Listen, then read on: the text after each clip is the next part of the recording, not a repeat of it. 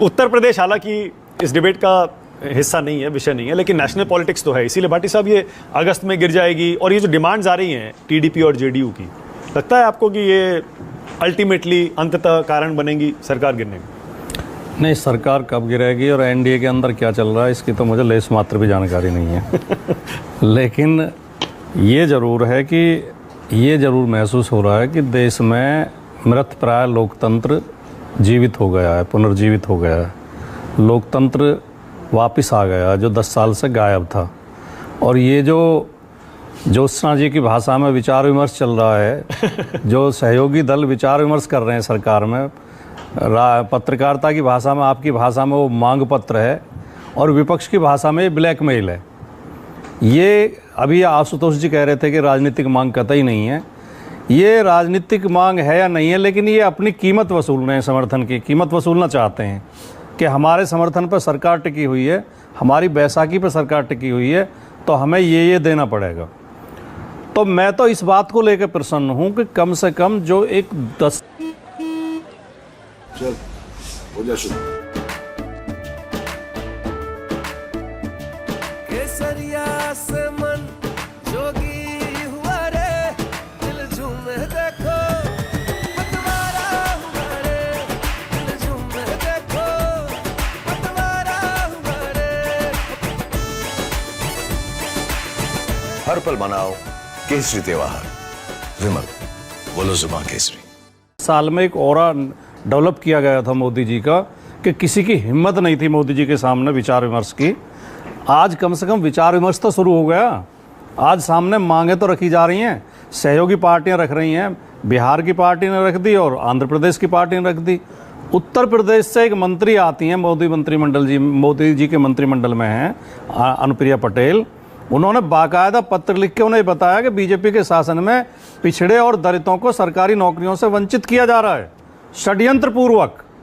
उन्हें वो बता दिया जाता है कि नॉट फाउंड सूटेबल, NFS लगाकर इंटरव्यू किया जाता है, एग्जाम किया जाता है, इंटरव्यू किया जाता है, जनरल सीटें भर दी जाती हैं और रिजर्व कोटे की सीटों में NFS लिख दिया जाता है, नॉट फाउंड सूटेबल।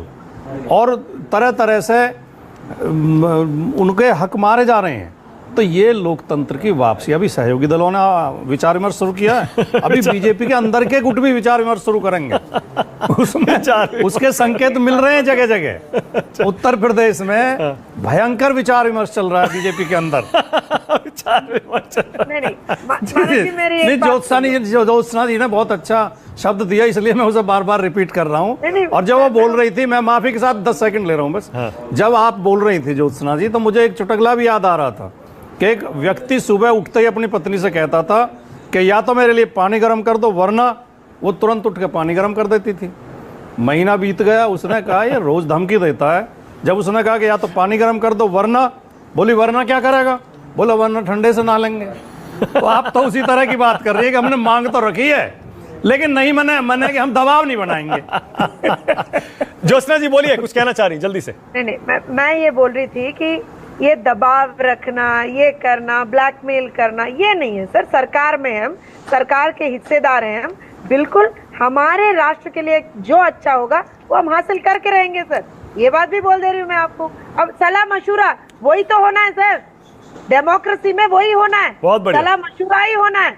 डेमोक्रेसी में डिमांड्स और ब्लैकमेल नहीं चलता सर। सॉरी से मैं इस बात पर बहुत आज तो बहुत खुश हूँ कि कम से कम ज्योत्सना के मुंह से सलाह मशूरा का शब्द हमारे राजकुमार जी भी ले लिया। चलो सर, आपने कहा हासिल करके रहेंगे, तो इसे क्या कहा जाए? ये सलाह मशवरा तो लगता नहीं है। सलाह मशवरा ही है। सलाह मशवरा से हर चीज हासिल हो सकता है। मानक जी आप लिख के रख लीजिए। ये बिल्कुल इतना फर्क है, इसमें केवल इतना फर्क है कि जो भ्रष्ट अधिकारी हैं, जो भ्रष्ट अधिकारी कर्मचारी हैं, वो रिश्वत ना कह के सुविधा शुल्क कहते हैं। केवल इतना फर्क है इसमें, और कुछ नहीं है। नहीं, ये गलत बात है सर। मैं ये बोल रही थी डेमोक्रेसी में बिल्कुल सलाह मशवरा होना चाहिए। और आज देखिए सर, आंध्र प्रदेश को जो नीड है वो केंद्र से नहीं बोलेंगे तो किससे बोलेंगे? ठीक है, ओके, किससे बोलेंगे? बोलिए। ओके राजीव जी, क्या आप भी कह सकते हैं? राजीव जी, जैसे ज्योत्सना जी कह रही हैं, हम अपनी मांगे मनवा कर रहेंगे, हासिल करके रहेंगे।